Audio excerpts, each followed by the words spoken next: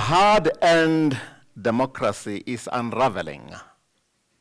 South Africans of goodwill, young and not so young, must perforce rise to the challenge of stemming the tide that threatens to engulf our young republic.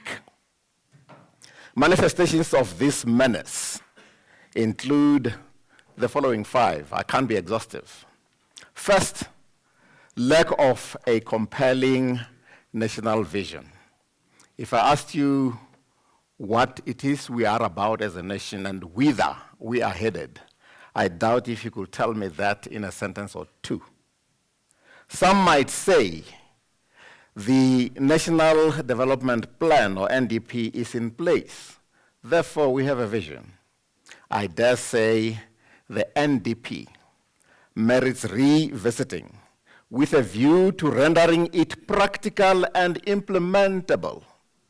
Because as things stand now, it is 400 pages of extremely well-written prose gathering dust. I dare say the NDP merits revisiting with a view to rendering it practical and implementable with timelines and deadlines, budgets, and committed human resources. Its vision statement, which is about 4 pages long, needs to be recrafted in brief and memorable terms, such that it can be chanted like a mantra by all of us ordinary mortals. A nation with no clear vision, I submit, a nation with no clear vision and an inspiring mission or purpose is bound to flounder. I am not surprised we are floundering. Second, leadership devoid of moral authority. The South African Council of Churches has just dubbed South Africa a mafia state. That's daring. Advocate Tulima Madonsela in our midst has virtually referred to our state as captured. Others would lament the creeping kleptocracy gripping our political economy. All these bespeak a leadership devoid of morality and alien to ethical behavior. Third, leadership with a questionable set of values. Ours is a political leadership that derides excellence and extols mediocrity. Cabinet ministers who pursue excellence and adhere to ethical principles in discharging their responsibilities are castigated and cast aside. Those characterized by mediocrity, steeped in mediocrity, limited comprehension of the running of matters of state in a fast globalizing environment are elevated, feted, and protected. The African intelligentsia is dubbed clever blacks and derided as irrelevant to national leadership and socioeconomic development.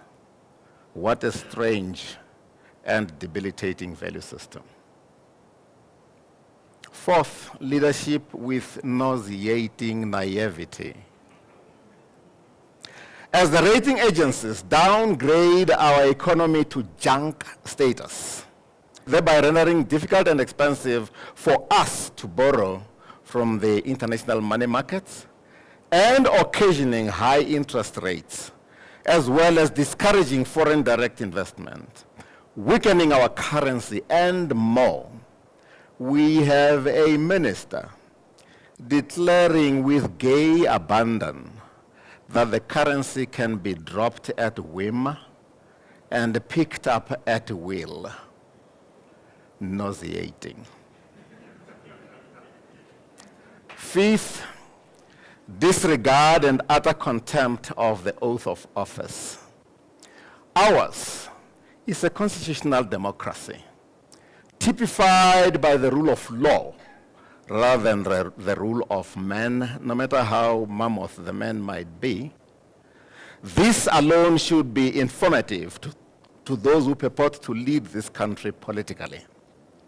Flouting the Constitution should be a cardinal sin. But as we look around, what do we see?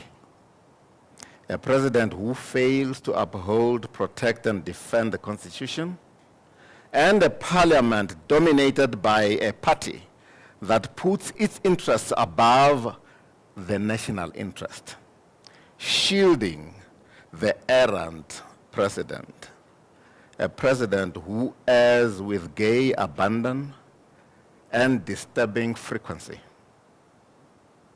The above, to you millennials, are but a sample of what you, the millennials and members of our intelligentsia, have to grapple with to guarantee a sound and prosperous future. In my book, Let Africa Lead, this is what I posed as a cluster of questions to my generation, this generation.